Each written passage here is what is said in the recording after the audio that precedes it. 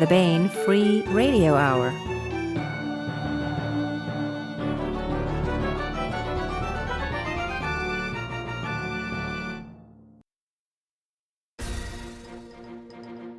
On the podcast, new evidence shows that people working in empty rooms for long hours alone can cause some folks to split in two and create time-lag versions of themselves that are fun to mess with and confuse.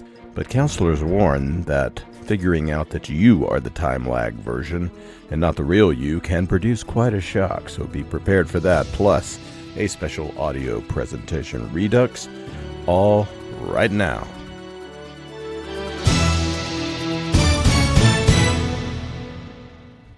Welcome to the Baen Free Radio Hour podcast. It's an honor to have you along. I'm Baen Senior Editor Tony Daniel. This time we have Flint and Ryk E. Spoor talking about the great finale to their Boundary series and Castaway Planet subseries, science fiction universe and science fiction novel. That book is called Castaway Resolution, and it's hard science fiction with lots of sense of wonder and problem solving that requires thinking and a whole lot of grit from the characters. Because this one is somewhat like Swiss Family Robinson in space, only a lot harder than that clan ever had it. So stay tuned for that. Plus, we present a special rerun of an excellent audio story presentation from our ghostly podcast past. Now, here's the news.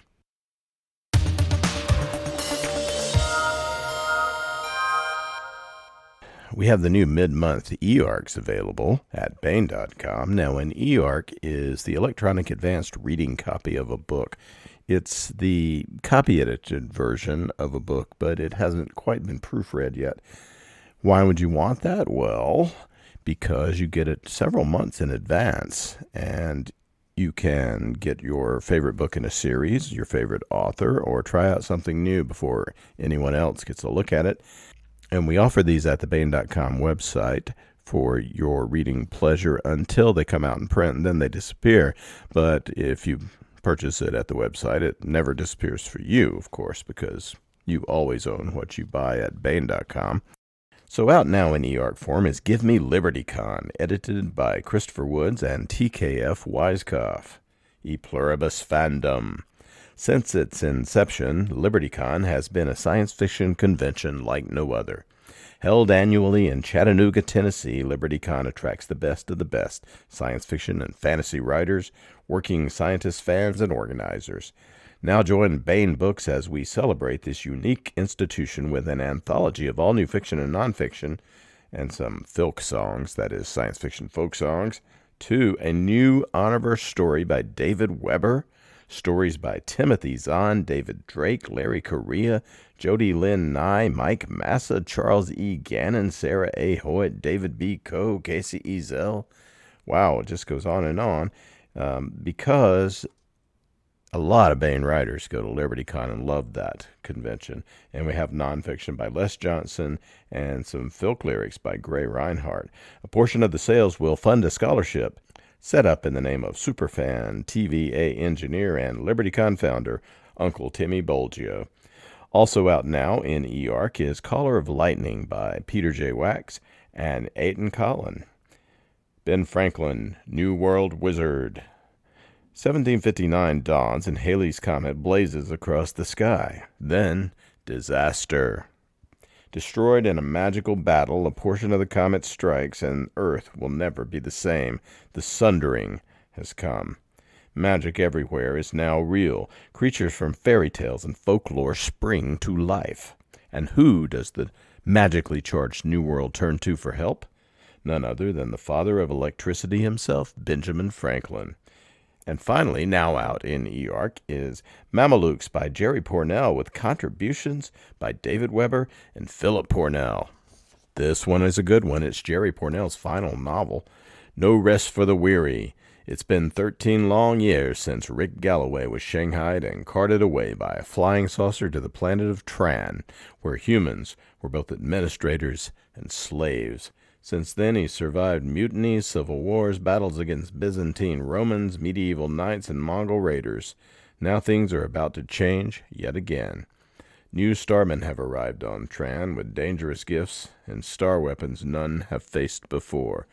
Rick Galloway's mission on Tran is about to be turned on its head, but there is one thing that hasn't changed in 13 long years. When it all goes sideways, it's Rick Galloway who gets called upon to fix the situation and to fix it immediately, if not sooner. The final novel by legendary author Jerry Pournelle, with contributions from New York Times bestselling author David Weber and the author's son, Philip Pournelle. Mameluke's E-Arc by Jerry Pournelle. Contributions by David Weber and Philip Pournelle. Caller of Lightning E-Arc by Peter J. Wack and Aidan Collin. And Give Me Liberty Con Woods and TKF Weiskopf are now available exclusively at Baen.com. Get them, read them, and hours of entertainment shall be yours. Want to welcome Eric Flint and Ryk E. Spoor back to the podcast. Hello, guys. Hi. Hello. Nice to talk to you again. Excellent. Eric Flint is a modern master of alternate history fiction with more than 3 million books in print. He's the author, creator of the multiple New York Times bestselling Ring of Fire series. Starting with first novel 1632 and with David Drake, he's written 6 popular novels in the Belisarius alternate Roman history series. With David Weber, he collaborated on some books in his universe, 1633 and 1634, the Baltic War, as well as Honorverse series entry Cauldron of Ghosts and that subseries within the Honorverse. His latest Ring of Fire novel is 1637, The Polish Maelstrom. But he's also, along with Ryk Spoor, the creator of this wonderful Boundary series that we'll talk more about. Ryk E. Spoor, while earning his master's degree in information science at the University of Pittsburgh, became a playtesting consultant and a writer for Wizards of the Coast, then merely a startup back then. Now the leading publisher of role-playing games, that is, like Magic the Gathering. He now lives in East Greenbush, New York, working as a research and development coordinator for International Electronic Machines, and spends his non-writer time with his wife, Kathleen, 2 sons, 2 daughters, a poodle, and a lot of chickens. Ryk is the co-author with Eric Flint of 5 books in that Boundary science fiction series, including Boundary, Threshold, Portal, Castaway Planet, Castaway Odyssey, and now Castaway Resolution, which we'll talk about in a moment. His solo novels for Baen include Grand Central Arena, Spheres of Influence, Paradigms Lost, and Challenges of the Deep, as well as the epic fantasies Phoenix Rising, Phoenix in Shadow, Phoenix Ascendant, and this really cool, really weird Princess Holiara, which I highly recommend you check out. Out now at booksellers everywhere is Castaway Resolution, which is, what is this, book 4 in the subseries, or book 3 in the subseries within this Boundary? It's now a double trilogy. It's book Indeed. 6, but it's 2 trilogies. The Boundaryverse. Why don't we start by, just since it is book 6, by sort of bringing everyone up to speed of where we start Castaway Resolution. What's gone on before? Where are the kids? What's the Sarge up to? What's going on here? Well, at the end of the prior book, Castaway Odyssey, we'd actually gotten the 2 main groups finally together, and they'd become their own independent, little colony. So that was the Kime family and their alien adopted son / friend, Whips. And Sergeant Campbell, who is the oldest member of the other group, and the boys under him, which is Xander, Tavana, Maddox, and little Francisco, and Pierce Green Haley, who is badly injured in Castaway Odyssey and was just recovering at the end of that book. So we begin it with them pretty much all recovered and healthy and looking forward to making their life here on a planet called Lincoln. And they have this now. They have this spaceship. It's one of the life pods, right? The Emerald Maui. and one group has not had it. It was a shuttle that was used as a lifeboat also. The main purpose of it was supposed to be a cargo and passenger transport shuttle, but they're designated as also the lifeboats in case of emergency. The first group, the Kimes, landed theirs, which was just designated LS-5. Unfortunately, that one got sunk right after they'd gotten out of it, so they didn't have it. But the other group managed to land and have it mostly functional when they were done, although at the moment doesn't appear that they're likely to be able to fly it again. But it works just great as a water and airtight sailing vessel, and maybe even submarine when necessary. Yeah. So overall, maybe Eric could speak to this as well. All right, so this is Swiss Family Robinson, and all of those sort of it's not Swiss Family Robinson necessarily, but all of those sort of survivor stories in space on a planet, on a very dangerous planet. What's the overall backstory on why? So we had the Outward Initiative, a spaceship that had some trouble, right? And these were the guys that survived. Why did you? Was that what you were thinking going into it? We're going to do the Swiss Family Robinson in space, or?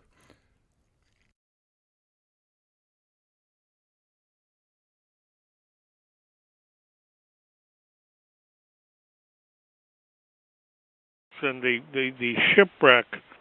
What happens in our book is that there's an accident aboard this huge spacecraft, and this is a lifeboat that gets away from it. So it's only got the limited supplies that you'd have on a lifeboat. And then to make things still worse, when they land on the planet, the lifeboat gets destroyed. So in that sense, it's more like Mysterious Island, where if you ever read it, where the castaways are marooned with basically nothing except their engineer has a pocket watch that he uses for various things. But I mean, whereas the Swiss Family Robinson, the ship that they're on is wrecked, and they get on the island. Everybody else tries to sail away in a lifeboat, and they vanish and presumably dead. But they've got the ship there, so if you ever read the book, they wind up with an enormous amount of stuff. We didn't do that. But the basic idea was to take a family and maroon them. That's essentially what happens in Swiss Family Robinson. What Ryk and I did, well, one thing we did was, if you ever read the original book, it was written in the early 19th century. It's very highly patriarchal. And it's a husband and his wife and 4 sons, and the wife is very 1812 Swiss housewifely. What Ryk and I did was switch it around so that it's a husband, wife, and 4 daughters. And it's actually the wife who's and one alien, yeah, and one alien, which is not at all in John. I mean, we really just took Wiss's book more as an inspiration. We didn't follow the plot particularly, or anything else. It's just that we call it sort of Swiss Family Robinson Space, just because it's a simple shorthand way of explaining to people.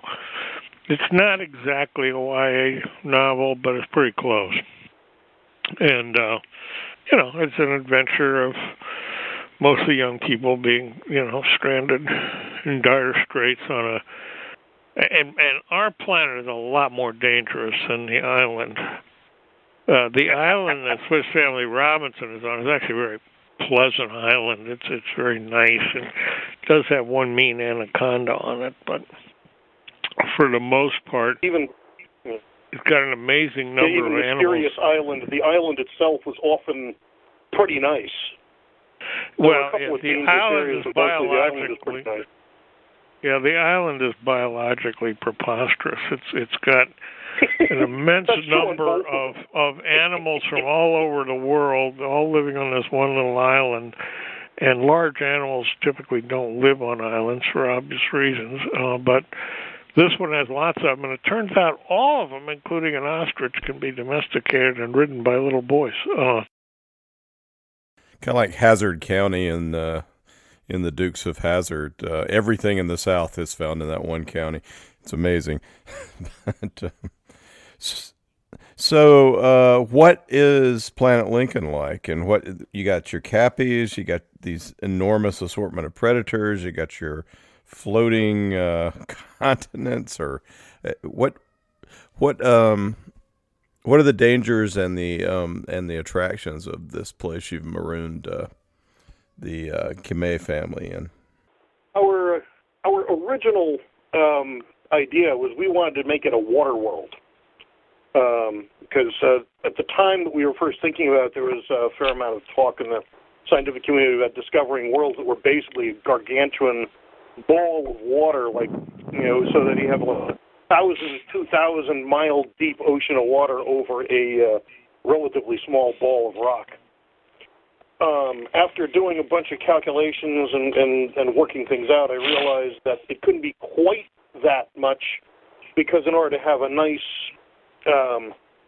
ecosystem above, you'd need to have some way to make sure you're pumping a bunch of minerals and other nutrients through the water. So what it ended up being is it's a water world, but it's a mere 100 kilometers or so deep, which is still kind of weird because it actually won't end up being water at that depth. At given temperatures, you'll end up with some weird ices there. What this ends up doing, though, is that you have this absolutely titanic space of ocean, and how are people going to land on it? Because it's actually so deep that you couldn't really have any land masses. You could, in theory, maybe under some really rare conditions, build an island up so that a tiny point of a mountain sticks up, but it would be like a geological eye blink before it'd be crumbled down. So I discovered that even on Earth, there are certain species of coral that float.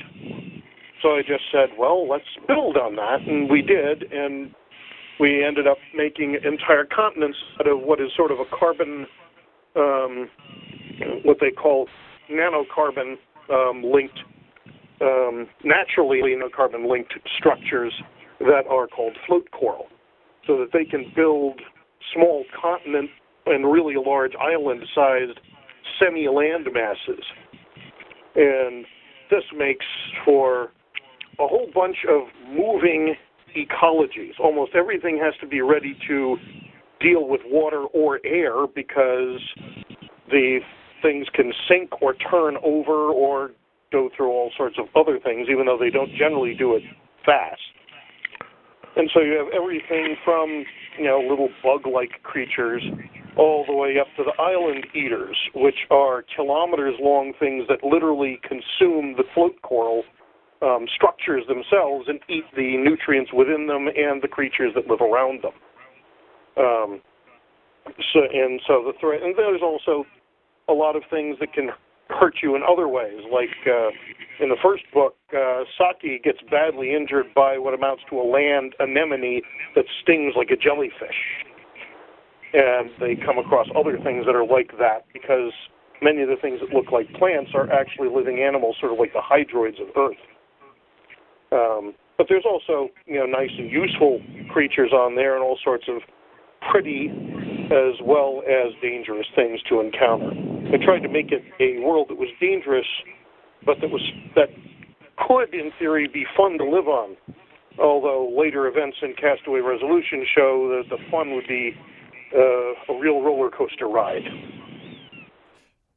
Somewhat literally.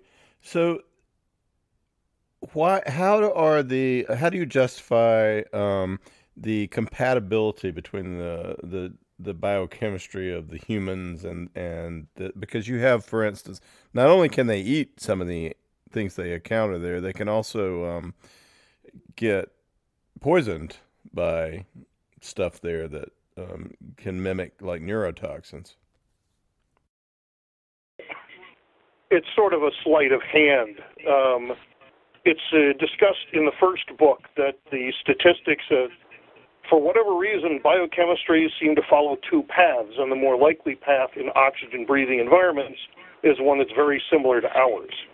So that a lot of things end up being edible, but also they'll be toxic. Toxic poison, that's easy. It's a lot easier to have things that are poison. The part that's really stretching it is oh, wow, this is all edible. But it's sort of stated up front in the first book that this is the way things are, and they just have to hope when they're going to this unknown world that it's one of the worlds that's compatible, because if it isn't, you'll have all this stuff living around you and absolutely nothing to eat. Yeah. Well, we got an actually know anything. Yeah, go ahead. Go on, Eric.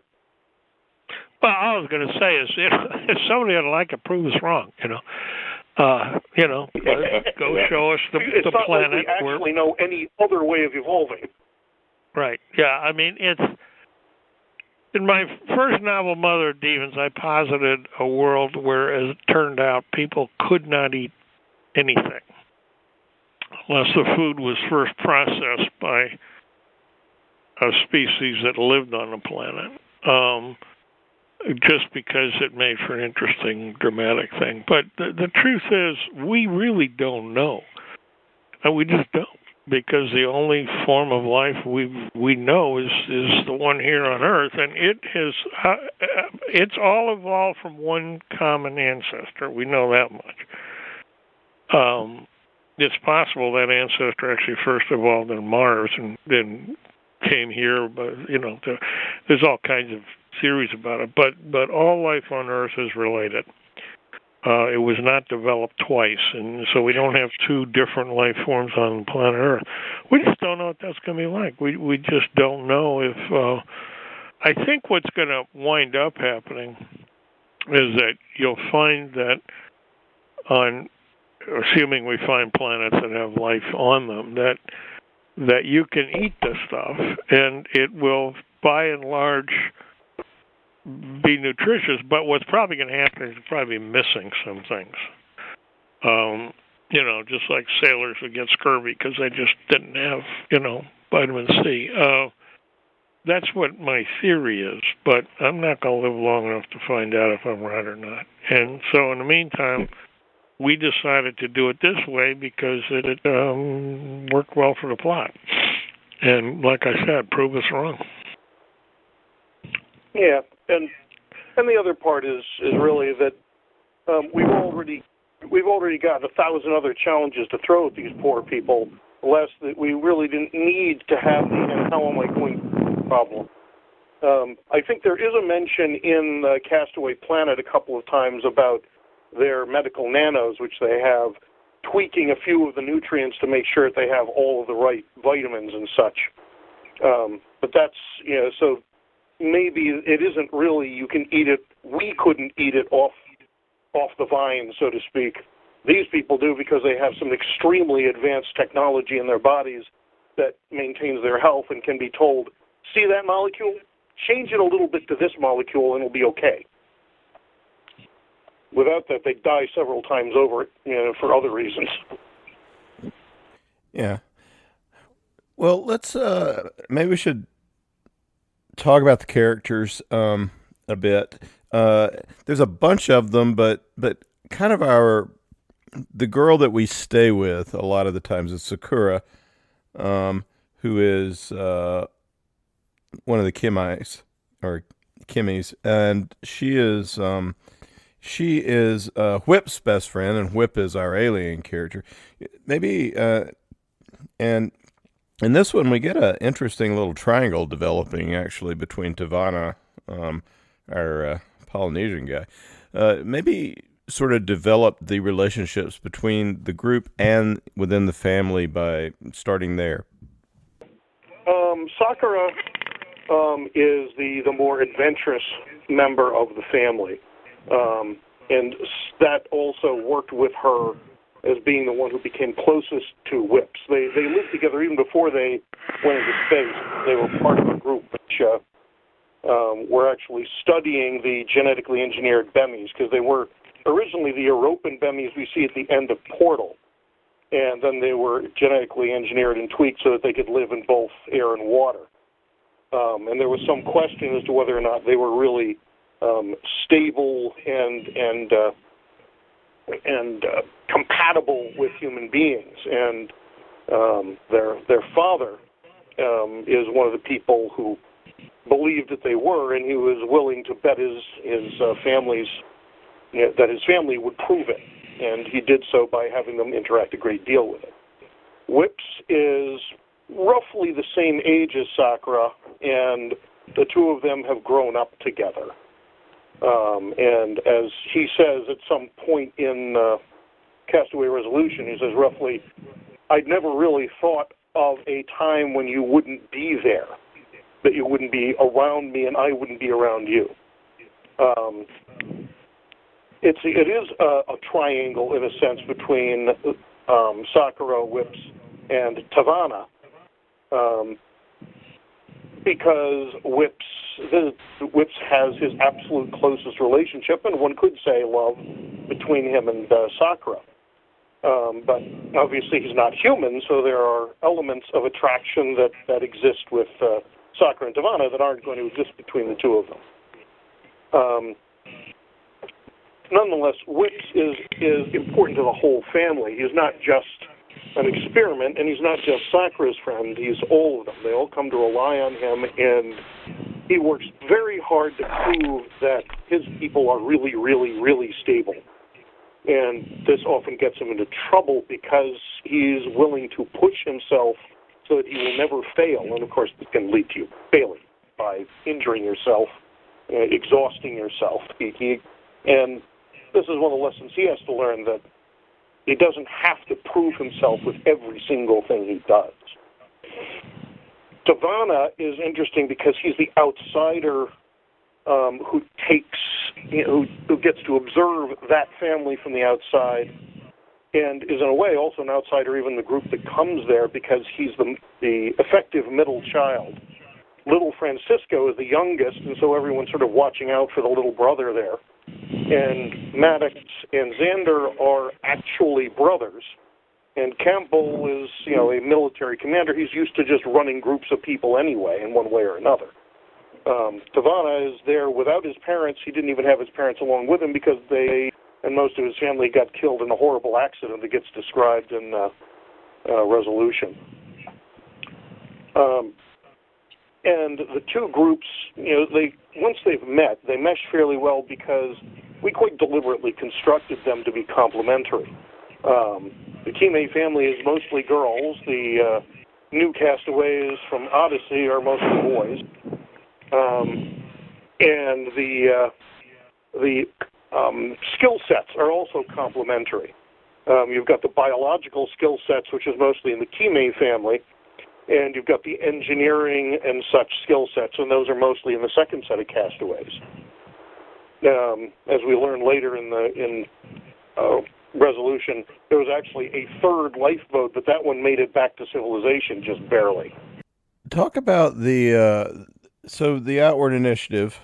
There's a subplot that runs through the whole book, which is the big colonial ship as a wreck makes it back to an Orado port control, an outpost, but a civilized place, right? What happens then? Well, at first, it's just a matter of rescuing the people who are in that ship and sending them on there. Once you've rescued them and figured out what happened, the first thing they do is they find out what happened, which is an interesting little thing. There's actually that part of it was published as a short story on Bain's website, as I recall, simply called Disaster, where they discover that what caused the wreck wasn't bad maintenance, but overly good maintenance, because it was possible for the drive coils to set up a resonance, which would then go out of control and damage the ship.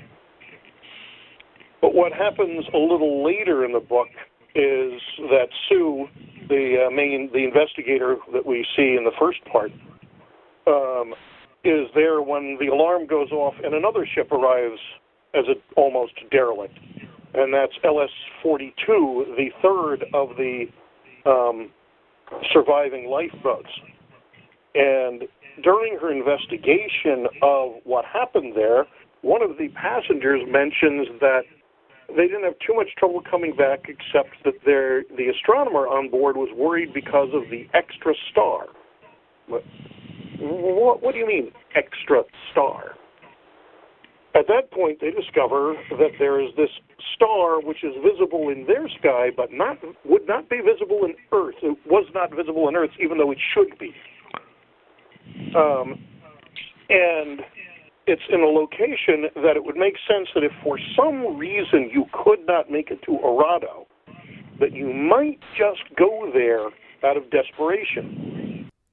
The vastness of space is what weighs down on our castaways. It's like there's no way that you could just do a search. You need to have some idea of where to go to find them, because it's just too big, right? That's actually a discussion point in there. They're actually asked, well, why didn't you go out and search where Outward Initiative had this accident? And Sue has to point out that the size of the volume they'd have to search is bigger than our entire solar system. And there's no way you're going to find a 10-meter object there as a derelict unless you get lucky. If they're intact, they'll already be driving on their way here, as far as we know. So why would we go out and search for something that's either filled with dead people, and that we probably can't find, or is probably already heading home and we can't detect it because it's going faster than light right now? But once she discovers, A, that one of the lifeboats did survive, and at least one of the others had the crew on board that should have been able to keep theirs operating, and B, that there is another star which, using one of their wide baseline telescopes, they can see has a habitable world around it, that gives them enough motivation to say, well, it's a weird thing that we can't even see this star from Earth, so that's worth a scientific investigation, and we can also make that scientific investigation a potential search and rescue just in case. But they may be dead when they get there, because there's still things this planet is throwing at them. What about, all right, so Whips gets hurt, and he gets hurt. First of all, how does Whips get hurt? And it's interesting because it sort of underlines the different physiology he has, which is, I think, really a cool thing that you've constructed.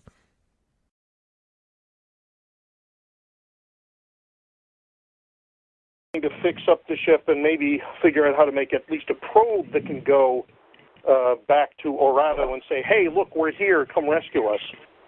A fairly large meteorite smashes into the ocean not too far away.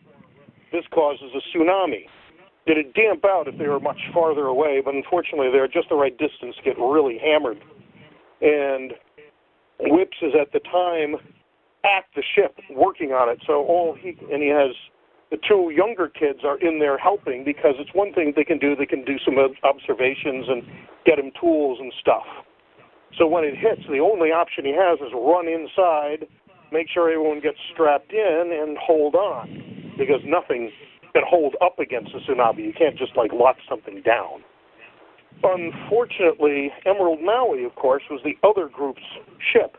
It wasn't set up for a BEMI passenger.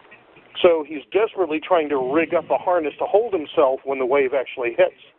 So he doesn't fly entirely free, but he gets banged around like he's on the end of a rope being bashed around inside this huge ship as it tumbles and twists and turns. This terribly injures him both internally and externally. He's still alive at the end of it, but very, very badly injured. And, in fact, he effectively is suffering from heart-lung failure. There's some details that the book gives, but the two little kids have to figure out how to apply first aid to him, and they have to do it without any direct adult help, because the tsunami has literally erased the antennas from the entire ship, so they can't communicate. And that puts them in an interesting situation where really, even when they reestablish communications, it's up to two very young children to somehow get this ship back home so that they can, so that, everybody can be together and whips can be properly treated. It was pretty shameless on our part. I mean, I'll take the blame for all the shamelessness. That's all my fault. I went along with it. That's true. Well, you could have went back and said, "What the hell are you doing, Ryk?" The kids get to save the day, though. Yeah. Well, it's rough on the kids because they're very young. I mean, these are not teenagers. I think they're 8 at that point. Something like that. I think Hitomi is 8, and Francisco might be a little older, maybe even 9. But they sure ain't. They sure are not grown up. And Hitomi is tiny, even for her age. She looks like she's 5. He's a little kid too. Yeah. And they have an argument about why when they can go places, and Francisco points out, you can't even reach that thing. A lot of the book is about this kind of problem solving, and it's fun because even the little kids and everyone just doesn't give up, no matter, and you keep pounding them with problems.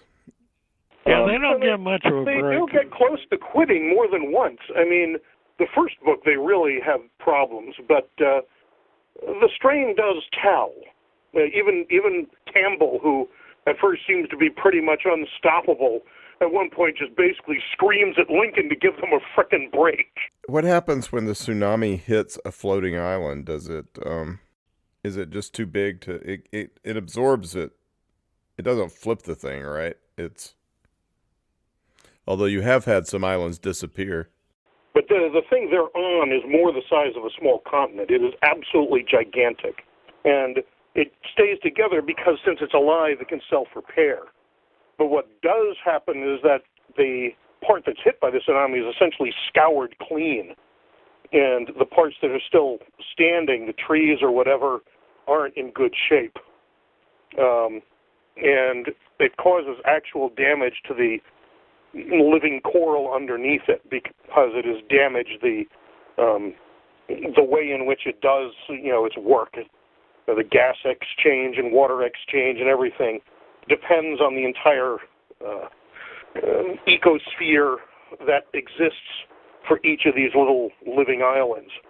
And the tsunami really damages that, so a whole section of the island basically becomes unlivable. So they have the Emerald Maui, this shuttlecraft, and it's got some stuff in it. It also offers the possibility of sending not of them getting away by a spaceship, but of sending a distress beacon or something like that. And there's an interesting discussion that they have, that everyone has, about whether or not you should just work on survival or work on trying to send up a distress signal. Can you talk about that a little bit? Because I think it's at kind of the heart of the book, because the can-do attitude is great, but you have to make choices one way or another. Yeah. You've got a bunch of people that have proven to themselves that they can survive on this world. And more, that with Emerald Maui's resources, that survival won't be a terrible grind all the time. So, unlike early on when both sets were shipwrecked, and especially the Kimes were shipwrecked, there isn't this desperate, oh my God, we've got to get off this rock. There's more of a considered, what are we trading? What is the potential loss for this? And they really have 3 choices. One is, don't do anything. We're just going to stay here on Lincoln. That doesn't really sit well, of course, with most of them because, well, you don't just sit there. You do what you can. And even if Lincoln doesn't seem to be too bad right now, still being back in civilization would be better. So that boils down to 2 choices. One is, there may be a way to tinker Emerald Maui up so it can get out of the grip, out of the atmosphere. Once it's out of the atmosphere, they can use their faster-than-light drive and get out of the whole area and travel to Arado. And that is, of course, the ideal outcome, the one that people would dream of. Look, we, by our bootstraps, dragged ourselves all the way up, and we came home, and we didn't need any help. But it's also, if it doesn't work, they may wreck Emerald Maui or kill everybody.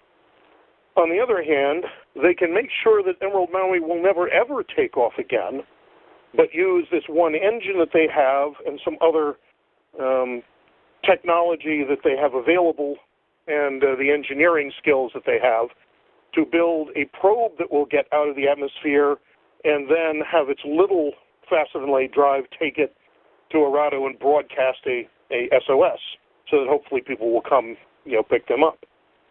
And ultimately they decide they're going to try that particular route because the worst it's going to cost them is, okay, we already knew Emerald Maui probably wouldn't fly. Now we know absolutely it's not going to fly, but it's not going to cost them any people. It'll cost them one engine and a few other pieces of technology.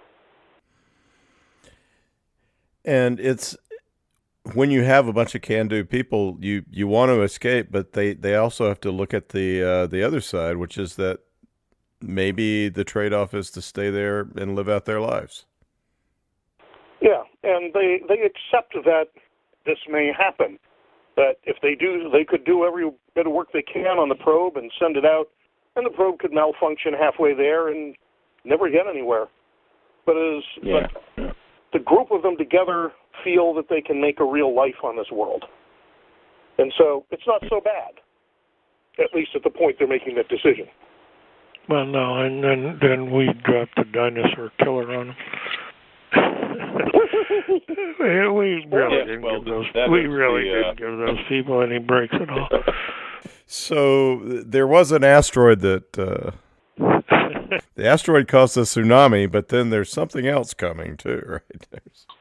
Yeah, that's actually one of the lowest points. That's when Melody breaks, and she just stands there crying because she can understand exactly what's coming better than anyone else there because of her peculiar ability to actually visualize everything she calculates when she realizes what is coming at them. And yes, it's a dinosaur killer. That was the hardest part for me to write because I had to go to at least 3 different people doing calculations for me because the scale and effects on a world that is not like Earth is very different than what you might expect. What is we talked about Sakura and Tavana and Whips. What are some of the other relationships that mature in this this kind of finale to the series? What about Caroline? Doesn't she get in the birds? One of the birds, is it Xander? Former relationship. It never gels, but that's the implication. That's sort of based to some degree on the original Swiss Family Robinson, where one of the things that happens at one point is they find there's in a completely ridiculous coincidence, they find that there's really absurd coincidence. They find that there's a young woman who's been marooned on an island that, as it happens, they can reach by building a sailboat. So they reach it and go and rescue her. And she happens to be just exactly the right age for the oldest boy. Nothing develops in the novel, but that's always kind of been the implication of it. But it's a kid's book, so he didn't do anything with it. But that was sort of kind of what we had in mind. But we never really pursued it, so to speak. It doesn't get developed, and presumably if you were to keep going with the story, it would, but we didn't. So, do you think that this thing sort of went beyond your original conception and took on legs of its own as it developed? Yeah. Very definitely. We started with I don't know how to put it. The idea of doing a Swiss Family Robinson, it's something that came to me, and I thought this will be fun. But once we started working on it, and specifically, Ryk did most of the work of working out how that world would actually work. Then the story itself wound up getting transmuted quite a bit. There's no question about it. So what you wind up with is, in a lot of ways, quite different from what we started with. There's no doubt about that at all. It'd be more accurate to say that the inspiration for the book came from Swiss Family Robinson than that the actual book itself did. Because there's a lot of differences. There really are. Tell us what you're working on, Eric, at the moment. Right now, I'm working on the next book in David Weber's Honorverse. And specifically, what I'm working on is the sequel to Cauldron of Ghosts. It's also partly a sequel. Well, it's a sequel to Cauldron of Ghosts, which is the last book David and I did together. But it's also a partial sequel to the last novel he did, which is Uncompromising Honor. And a few of the others. It tends to carry forward, a number of different plot lines. And that's what I'm working on right now.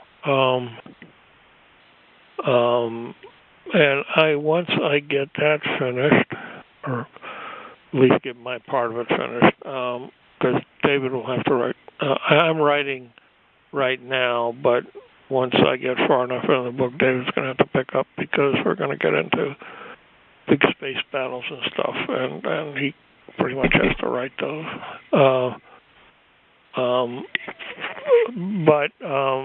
But for the moment, that's what I'm doing.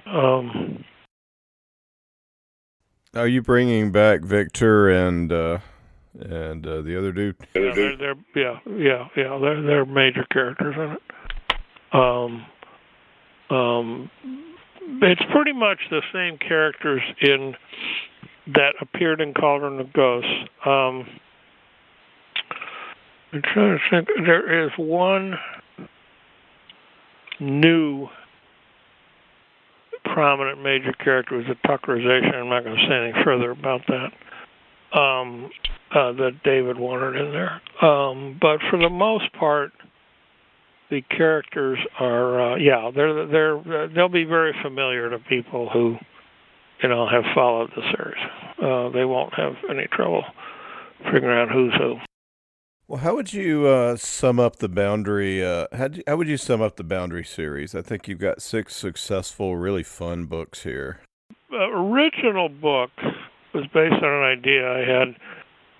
I had pretty well plotted out the Boundary many years ago. But the problem was that it was a hard science, hard SF novel, and I'm not a scientist, and I don't have a very good, one of those people who's always been very fascinated by science, but I don't actually have any personal aptitude for it, so to speak. So I had the plot sitting there for years, but the problem was every time I'd think about doing it, I would realize that the amount of research I would have to do to make it work, was just prohibitive.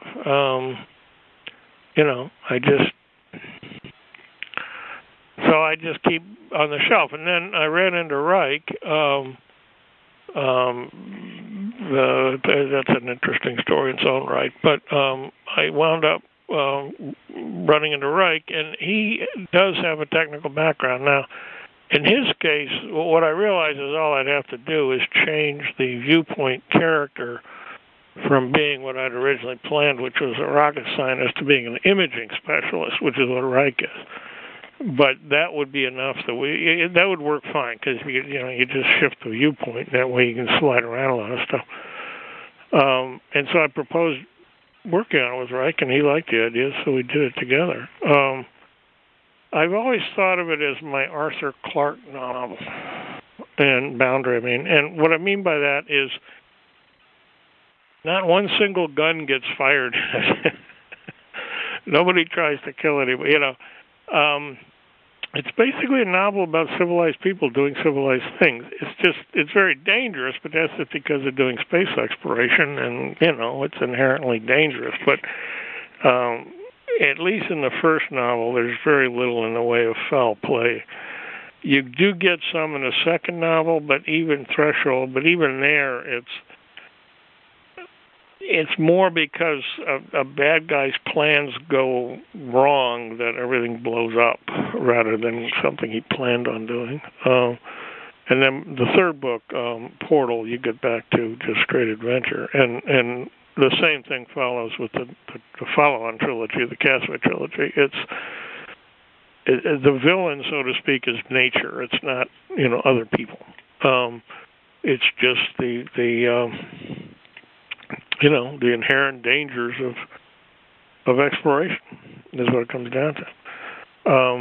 And Boundary's done quite well. It's been a very successful novel, and all the books that come after it have done well. So it's been a lot of fun to work on it. Well, it's cool. It gets that sense of wonder, that's the science problem-solving stuff of the great science fiction novels.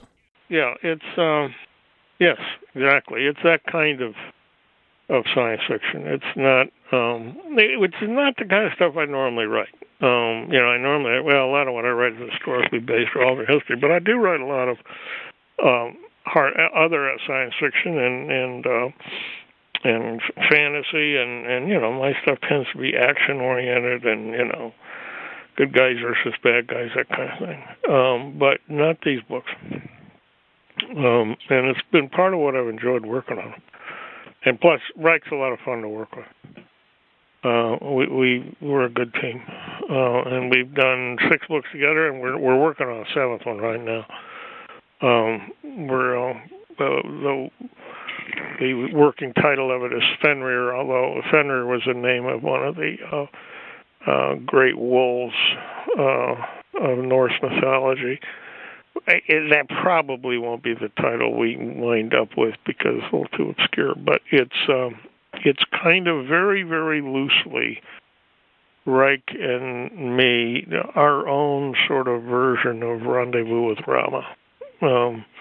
It's very different from Clarke's book, but it's the same kind of basic premise of,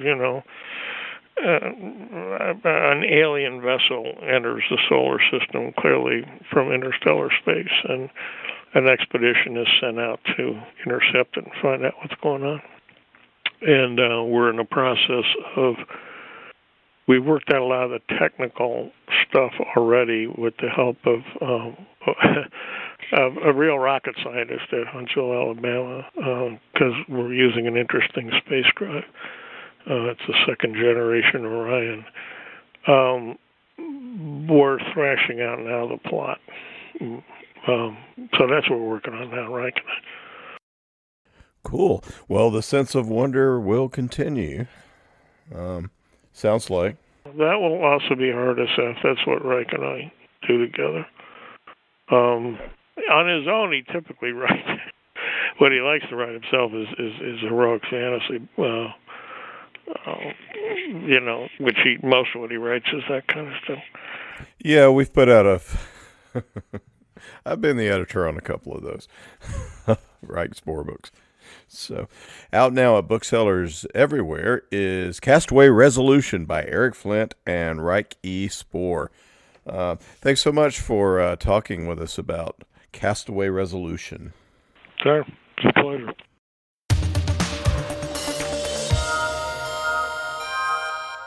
If you're a regular reader of the monthly free fiction on the Baen.com website, and if you're not, what's wrong with you? You'll know that we often have an author write a short story involving a cool secondary character from an upcoming book. This month we have a story from Robert Buettner, and this is the story of Tamara Welder, a character who will certainly also be making an appearance in Bob's upcoming Orphan's legacy novel Balance Point. Magic and Other Honest Lies by Robert Buettner, read by P.J. Mask. Tamara Welder visored her right hand above her eyes and stared skyward at the star cruiser. Drifting down as silent as a pearlescent feather, the great ship cast a shadow broader and darker than a storm's clouds. Around her churned casino chauffeurs, freelance escorts, and purveyors of the other diversions that earned foundationally Earth-like 117 its common name, Funhouse. Tam's job wasn't normally guest pickup, but the Earthman she was picking up was no normal guest. She slid a 2 Titan coin from her pocket, rolled it across the backs of her left hand's fingers, thumbed the brass disc under her palm, repeated, then shifted it to her right. The finger rolls calmed her, but also maintained the nimble fingers that now made her living, as Pop had always believed they would. Not that Tam believed everything Pop had believed. Pop had believed in what he called honest lies, and he was dead. Tam believed that, except for magic, lies were lies, and she was still alive. Clang. The hovering cruiser's gangway telescoped out from the vast hull, rang against the arrival plaza's flagstones, then rumbled as a tide of disembarking vacationers flooded down it. Tam whispered her guest's name into her handheld, then raised its screen high, so the 3-inch-tall red letters would lead the Earthman to her. She was predisposed to mistrust Dr. Trevor Jameson because she mistrusted everyone who wasn't Pop. Also, Merlin told her Jameson was a true-born Earthman, and like most Outworlders, Tam believed that it was easier to take a true-born's money than it was to take a true-born. But mostly, Tam mistrusted Jameson because he was from the government, and he was here to help her. In her lifetime, Tam had suffered the lie in that crummy joke often, enjoyed its truth never, and couldn't afford to misplace her trust again. The man with watery blue eyes waved a hand at her as the crowd buffeted his spindly body. Predictably, he wore neat casuals. Less predictably, he carried himself with round-shouldered diffidence, rather than the upright openness that Trueborns called self-assurance and Outworlders called arrogance. He extended his hand to her, smiled. "Trevor Jameson." She nodded, furled her handheld, then shook the proffered hand like it was attached to a corpse, not to a cop who had a Ph.D. in gaming theory. "I'm Tam Welder." Jameson's eyes widened. "Tamara Welder? You came to meet me yourself?" She pointed to her left. "Dr. Jameson, baggage claim is this way." The Earthman held up a faded knapsack. A fresh up-shuttle carry-on tag still dangled from one shoulder strap. "This is all there is," the Trueborn smiled again. "And call me Trevor, please." Jameson raised his eyebrows when he saw the Merlin's House of Cards electro-bus. Sagging on worn springs, it squatted diagonally where Tam had parked it, blocking both VIP pickup lanes. A gray-haired casino chauffeur, leaning against the fender of the limo that the bus blocked in, shook his finger at Tam. "Next time I'll turn you into the Port Authority, Tam." She wagged a finger back at the old man. "Don't, or next time I'll turn you into a toad, Leo." He dismissed her threat with a wave. "Everybody knows magic's a lie." Tam called back. "Exactly. That's what makes it an honest lie." The chauffeur sighed. "Just move that heap." As he turned away, the old man scolded over his shoulder. "You got a serious problem with authority, young lady." 3 minutes later, Tam felt the clunk as the Parkway's auto lane took over driving. She sat back and looked out the window, away from the Earthman in the front passenger seat alongside her. Jameson said, "He seemed angry. I assume he would turn you in next time." Tam shook her head. "Doubtful. I got Leo that job. Trueborns assume too much." "But you assumed a Trueborn would have so many bags that you brought a bus." "No. You need a VIP lane permit to park close, so I brought a bus. Plus, I refused to buy new tags for my car." "Ah," Jameson nodded. "So you don't have a problem with Trueborns, you just have a problem with authority?" Tam shrugged. "If authority has a problem with me." Jameson pursed his lips. I assume you know why I'm here. Tam gripped the wheel, breathed deep. Because authority had a problem with her? To ask me questions because I followed the rules and reported an incident to the gaming authority? Jameson nodded. Tam said, Merlin said there won't be trouble with my dealer's license if I'm forthcoming. Jameson smiled. I expect your Merlin's right. So tell me how you remember the incident. Incidents. It's happened 3 times now, since the first one. Last month, I was dealing during my show and I felt... Tam spun a hand at her temple. A ping. But not a ping. Jameson cocked an eyebrow. A ping? She rolled her eyes. I don't know what you call it at a university, doctor. In the real world, we call it a ping when a card cheek sneaks a physiologic sensor into a casino to read the dealer's ticks, to get a betting edge. Dealers are trained to feel it. I assume pinging is common on Funhouse? Tam wrinkled her forehead. It's non-existent on Funhouse and every other gaming jurisdiction. Pinging is obsolete. Because you can't ping a bot. All the casino's table games are dealt by bots. You're not a bot. Sharp you, Trueborns. Tam shook her head. Dealing limited stakes games incident to card manipulation and table magic is defined as entertainment, not gaming. You still need a dealer's license, though. There's maybe 4 of us card pushers working the smaller casinos and a couple lounges around Funhouse. Ah, but the important thing is... Whoa! Tam and Jameson pitched forward as the bus hard braked itself. 100 yards ahead, 3 fawn-colored, droop-snooted quadrupeds, each standing over 20 feet tall at the shoulder, had lumbered out of the orange and violet forest beside the road.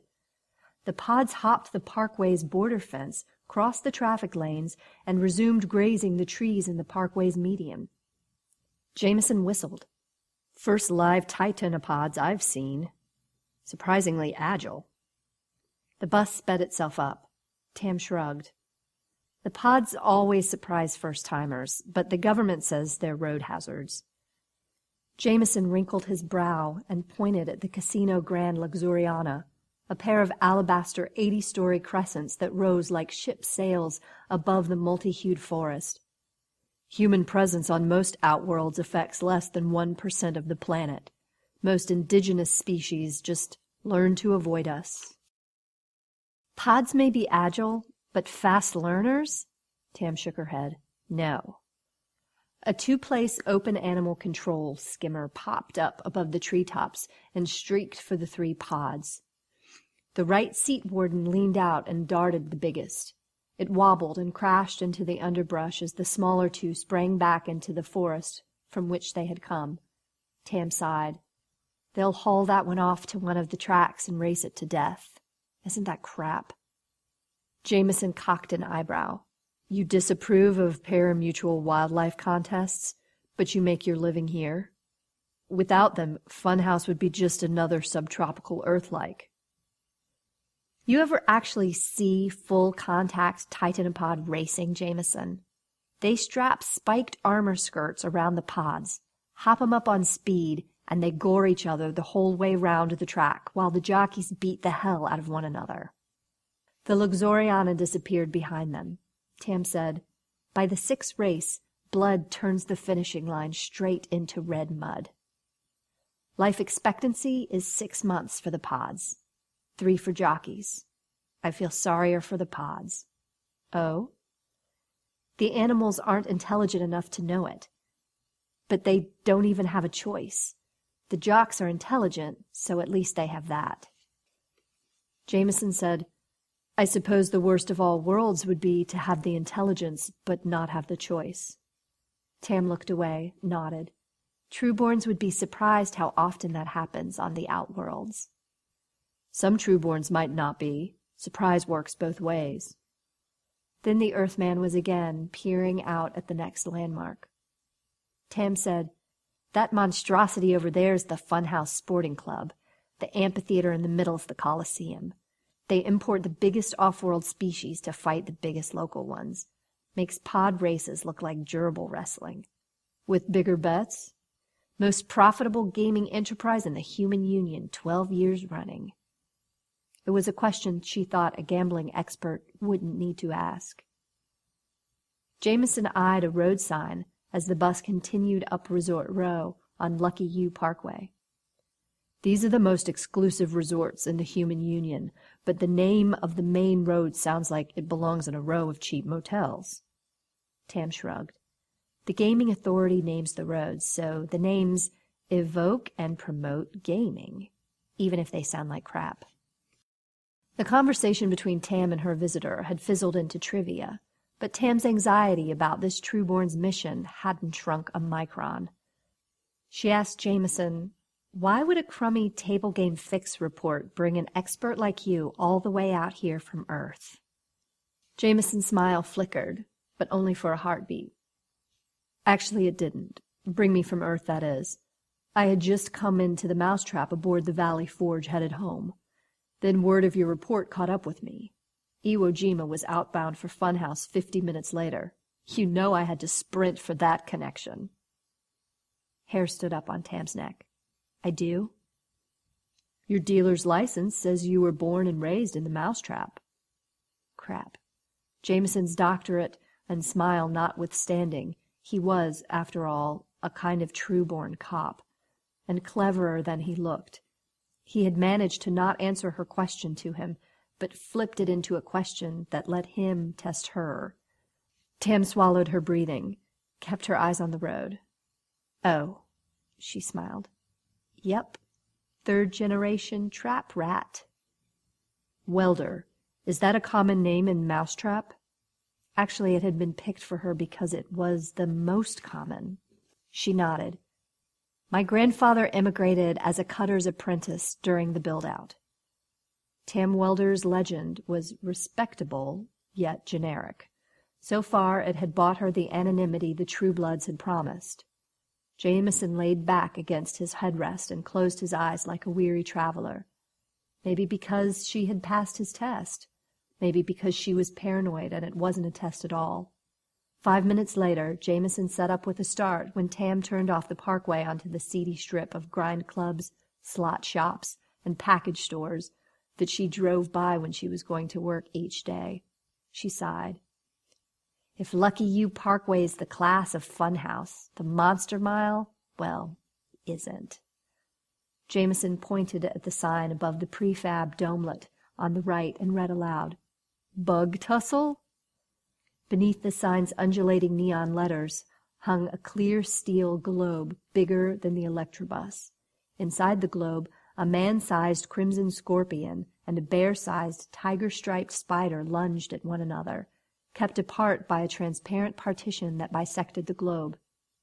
The giant's attacks swung the globe beneath its mounting. A bleary knot of men stood alongside the road, drinking from plastis, swaying beneath the globe, and taking in the free show. The flat screen beneath the animals announced ever-changing pari-mutuel odds. The scorpion currently was favored 5-2 and promised, "Admission includes Monster Mile's longest buffet." Tam said, "The Coliseum's the top of Funhouse Animal Pari-Mutuel. The bug houses are the bottom, but admission's cheap, and they're always open. They're considered good entertainment value for the money. To say nothing of the buffet. The bug houses can afford to give stuff away. They actually collect bounty from the government for taking bugs out of circulation. The winners eat the losers, so feed costs the owners nothing, and the bugs are naturally competing predators, so there's never danger of peace breaking out when the bell sounds. Efficient, yet so classy." They passed 5 slot parlors before Tam swung the bus into Merlin's cracked and weedy lot and parked in front at the courtesy bus sign. Jameson craned his neck at the hollow-generated lettering that floated above the casino's roof, bright even under the afternoon suns. "So this is Merlin's House of Cards?" The name faded, and Tam's smiling image wearing the evening show's blue velvet sorceress robe replaced it. On screen she spun. The robe flowed, and nobody could tell it was a cut-down bathrobe. She produced cards and fans and fountains from her fingertips, transposed them into stacks of chips, then cascaded more cards from one hand to the other. The video cycled back to the casino name, and Tam shrugged at Jameson. Ideal at the center stage table is a novelty act. Card manipulation and sleight-of-hand magic mostly. Simple escapes, a couple illusions. Jameson eyed his pewter, glanced around the parking lot. Noon and the place is full, unless those cars belong to the help. The matinee draws, so we all have to park out back.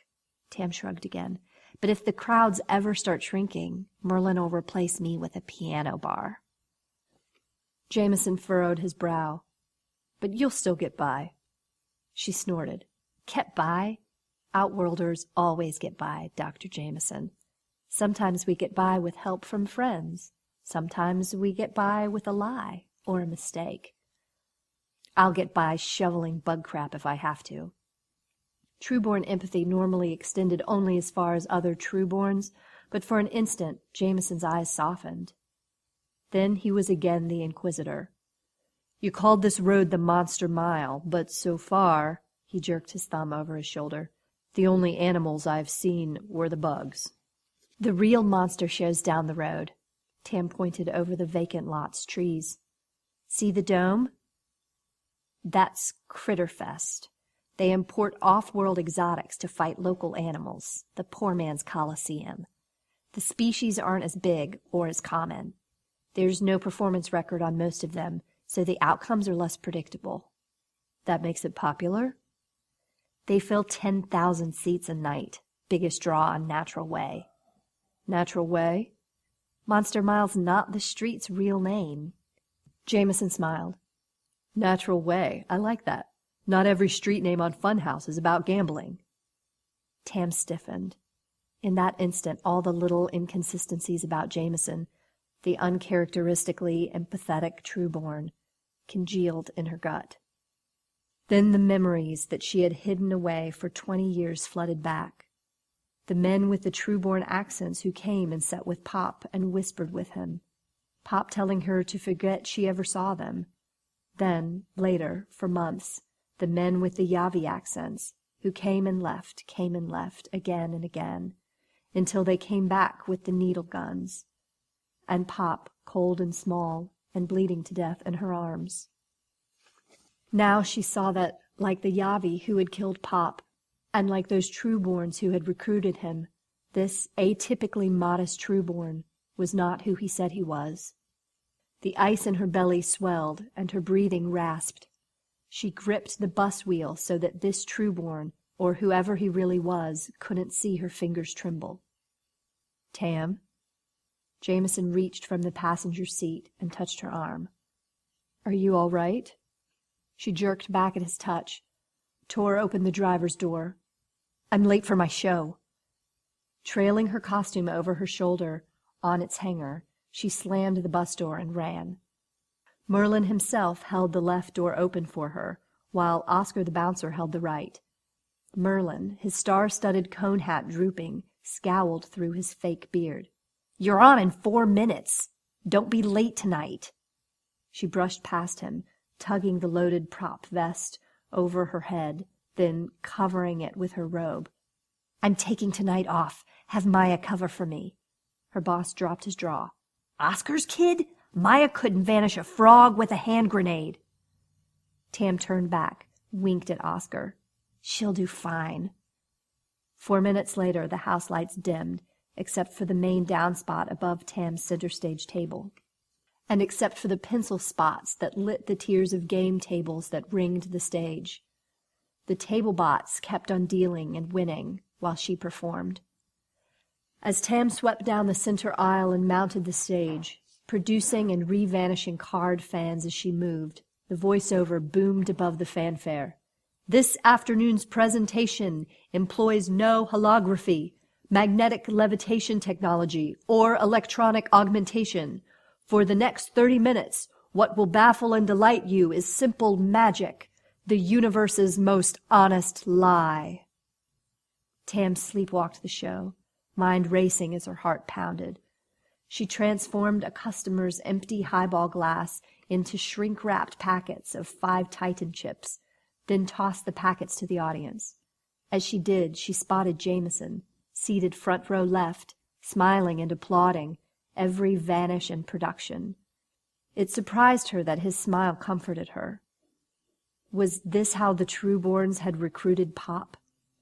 Pop himself always said, "First make a friend, then make a deal." She flipped and flourished decks in front of the 4 spectators at the stage table, conjuring buffs who had paid to watch her work up close.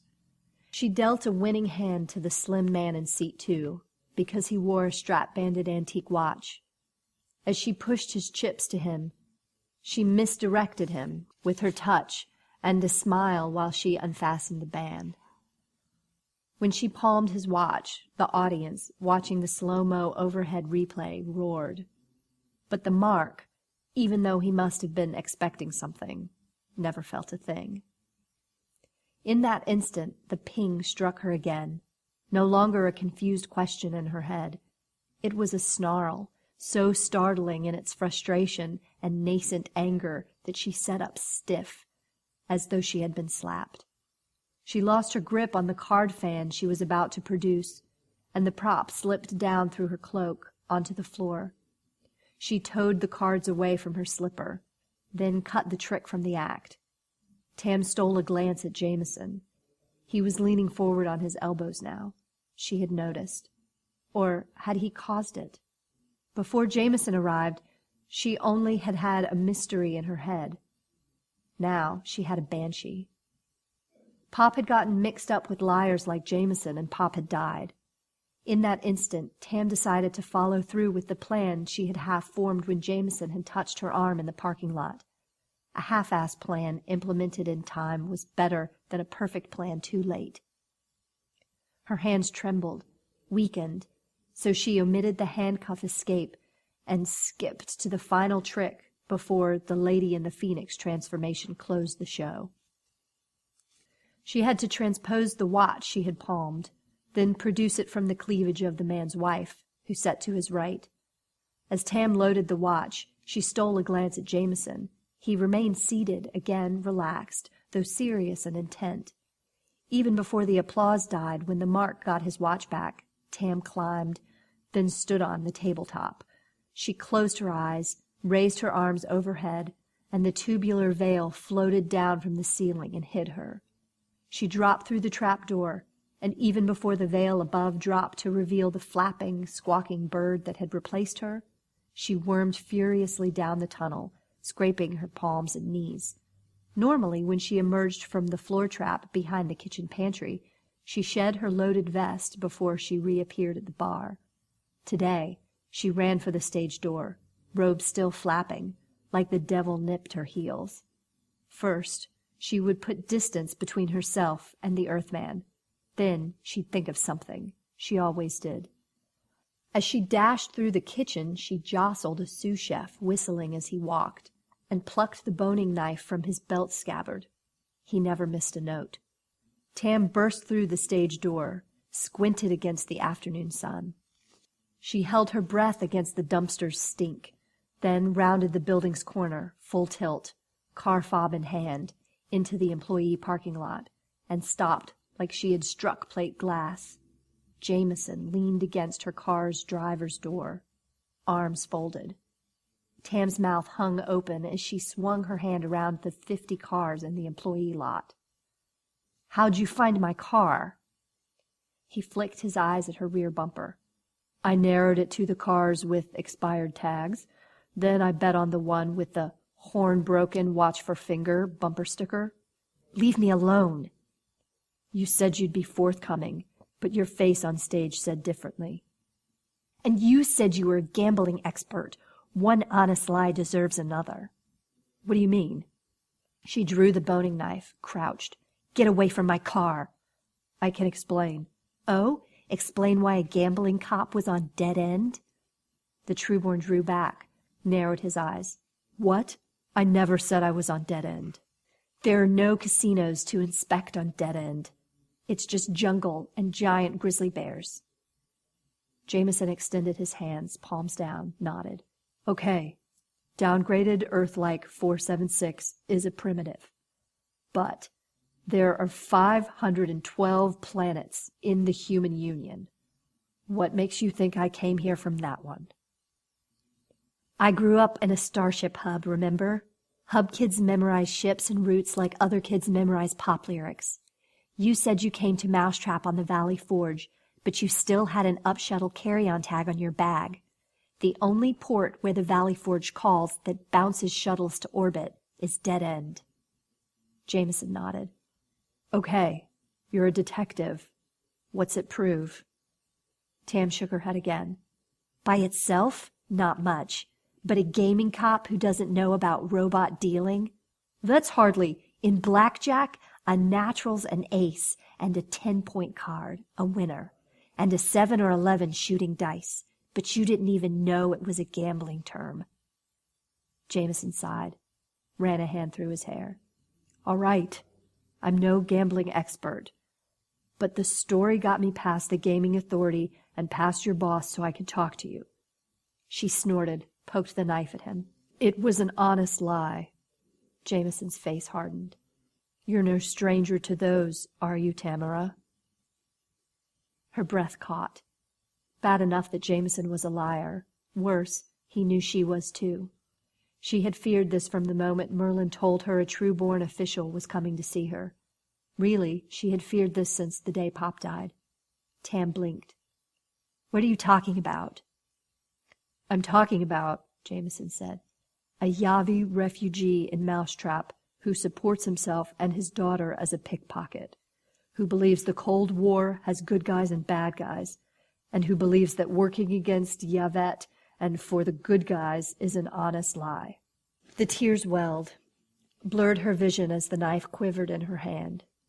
You bastards sucked Pop in, and you didn't protect him from the Yavi when they figured out he was a double for you.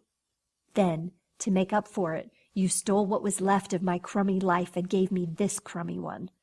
Trader's daughter dies aboard a starship, gets buried in space. Tamara Welder gets dug up on Funhouse. You said you'd never bother me, which is now officially one more lie. Jameson shook his head. That wasn't me. I'm not even that kind of spook. Tam flexed her fingers on the knife's handle, and her lip quivered. Then what kind of spook are you, Jameson, if that's even your name? Jameson sidestepped away from her car, hand still raised. Tam, this isn't about the Cold War. She tossed her head. For true-borns and Yavis, everything's about the Cold War. He stretched a thin smile. It's more important than the Cold War, at least to me. And, if I understand you, to you too. She rolled her eyes. Go ahead, this should be good. Behind them, the kitchen door opened. A busboy stepped out and lit a tobacco cigarette. Jameson eyed him. Can we continue this somewhere private? Tam shifted her weight, stared at the Earthman. If Jameson was the kind of spook who had recruited Pop, he would have pulled a gunpowder pistol on her by now. And as long as she and Jameson stayed around Merlin's, Oscar the Bouncer was only a shriek away. Tam waved the spy away from the car, lifted the driver's door, then she motioned Jameson to sit in the driver's seat. With her knife pricking his throat, she tugged his wrists so that one was atop and one beneath the steering wheel rim. Then she dug in the pocket of the loaded vest beneath her cloak until her fingers closed around the handcuffs, the real cuffs, not the breakaways. Tam locked Jameson to her car's steering wheel. Then she swung down the driver's door to close him in, slipped into the front passenger seat, and darkened the dome glass so they weren't visible to onlookers. She faced Jameson across the center console. There. Private. Jameson rattled the cuffs. Seriously? We couldn't just go for coffee? You might poison mine. Talk. I've got another show in an hour. What do you want me to say? Something true would be good. Jameson squirmed in his seat. Okay, truth. You asked me what kind of spook I am. The research kind, I guess. Researching what? That trick you did, Where you read that guy's mind? I forced a card on him. You do know telepathy's not a real thing, Jameson. Do I? She paused. You're saying maybe those pings came from somebody? Jameson nodded. Not maybe, and not somebody, something. Tam smirked. Magicians lie for a living, Jameson. You've got to do better. Tam, the reason I was coming from Dead End is that I work there. I'm a xenobiologist and kind of a diplomat. Ambassador to the man-eating grizzly bears? In a way. The Grezzen aren't just alien bears. They're the only other intelligent species in the known universe. And they're telepaths. Tam's mouth formed an O. You're serious? We just found this out? We've known for years, but the Grezzen don't trust us as a species. She smiled. They really are intelligent. So we keep their true nature quiet because that's the way they want it. While the government uses them to read all the rest of our minds. Jameson shrugged. There are benign applications too. All of which has what to do with me? 3 months ago, poachers on Dead End managed to kill a female Grezzen. Quite a feat of arms, by the way. Even a female weighs 9 tons grown and can still sustain 60 miles per hour while gravid. We recovered her body, but we think the unborn cub was extracted alive and smuggled off the planet. To Funhouse? Makes sense, doesn't it? Talk about an up-and-coming contender. And this cub is what pinged me? That's my working hypothesis. Your report was the only lead the real spooks could come up with fast. I'm assuming the cub's probably being kept at that monster fight club next door. Jameson shifted in his seat, nodded at his cuffed wrists. My fingers are turning white. Do you mind? She leaned across, then paused with her fingertips on Jameson's wrists. If I let you go, the cops will raid the place, save the bear, and you'll leave me in peace? Jameson squirmed. Well... God damn it, what well? You got pinged again during the show, didn't you? Tam nodded. What was it like? This time, different. At first it was just like a question. What question?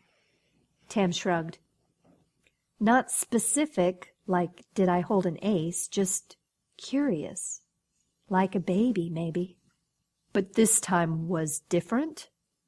Tam nodded. It was like growling, angry. She leaned toward the slight Earthman. What does it mean, Jameson? He frowned, swore. That it's growing up fast. That's why it's just me chasing this thing. There's no time to get operations specialists in place. These people, hell, these murdering kidnappers have no idea what the physical capabilities of even an infant Grez are. If we don't get the cub back before it starts developing, well, at best, they'll get themselves killed. At worst, the cub will have to be killed. And that won't help our relations with our co-intelligent species. Jameson nodded. Or my conscience. I knew the cub's mother. Tam unlocked the cuffs and Jameson rubbed his wrists. She said, There. Now call in the cops. Jameson shook his head. I told you, we, mankind, promised the Grez we'd keep their secret. Look what just one bunch of poachers did, just to trap a better pit bull. Imagine what some people, just here on Funhouse, would do to get their hands on a telepath. You're the friggin' government. You can protect them. Presuming they trust us to, if we can't even make this incident right. Telepaths don't know how to lie, but they understand that we do. And they've already had a belly full of it. So you're going to try to rescue the baby by yourself? All 165 pounds of you? 168. I was hoping for some help. And since I'm the only one here who already knows the big secret, that could only be me? Tam shook her head and raised her palms at Jameson. Sorry, my family's done being recruited by spies we've got nothing in common with. Fair enough. But you don't like the blood sport charnel house on this planet any more than I do. Fair enough. But you don't like the blood sport charnel houses on this planet any more than I do. And you've got plenty in common with the cub.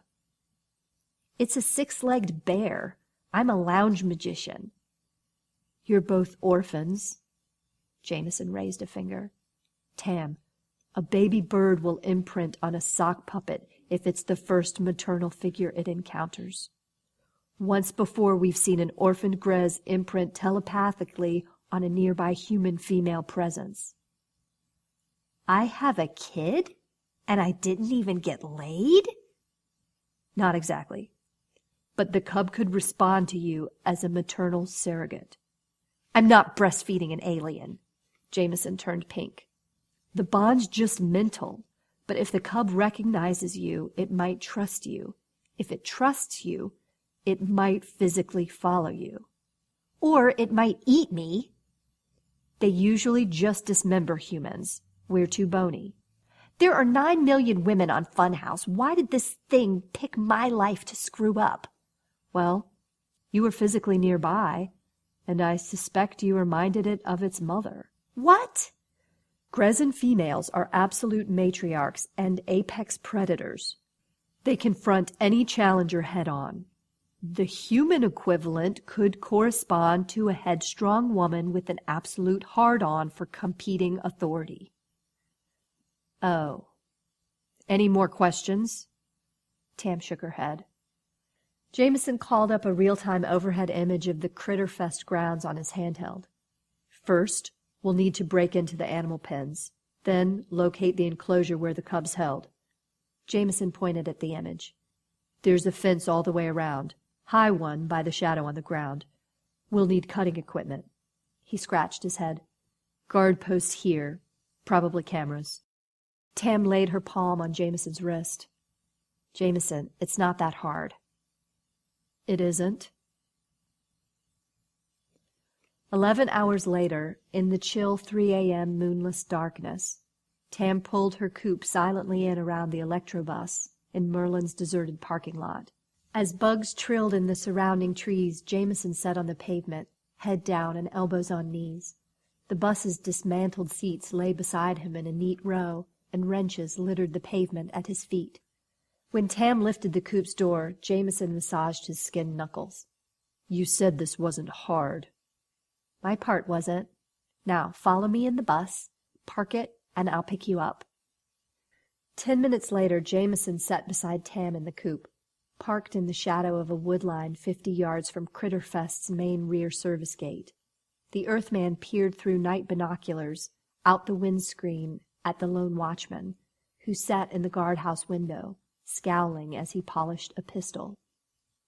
It's not much security, but he's got a gun. They don't need much security if you think about it. Monsters are their own best watchdogs. And there's no point in sneaking in here to drug the contestants because they get tested before any tickets pay. Behind the guardhouse, a 15-foot-tall fence topped with razor wire secured vast ranks of bar-fronted sheds and stables within which hundreds of vast, dark, disparate shapes groaned, snored, undulated, and rumbled. Occasionally something snarled or shrieked and set off a chorus of its neighbors. Jameson asked, You think he'll just let you drive up and walk in the door? Yep. He's Oscar the Bouncer's cousin. A couple times a month, one of us brings him leftovers from the Merlin's buffet. Get out and wait here. 15 minutes later, Jameson climbed back in Tam's coupe with her. As they drove to pick up the bus parked on the opposite side of the compound from the guardhouse, Tam told Jameson, He recognized the Grezan when I described it. This place bought it for cash, no questions asked, a couple months ago. It doesn't eat much, but it's still growing. You found out where it's caged? And where the nearest auxiliary gate is to the cage. Tam held up a fob with the keypad on its top. And this is the master key to all the gates and cages. Also to the security camera junction box. But we won't need to mess with it. He never watches the screens while he eats because the animals do disgusting things. He gave you that key? Loaned it. But he doesn't know he did. He doesn't make rounds for an hour. By then, I'll come back for the cake plate, and then his keys will be back on his belt. He'll never miss them.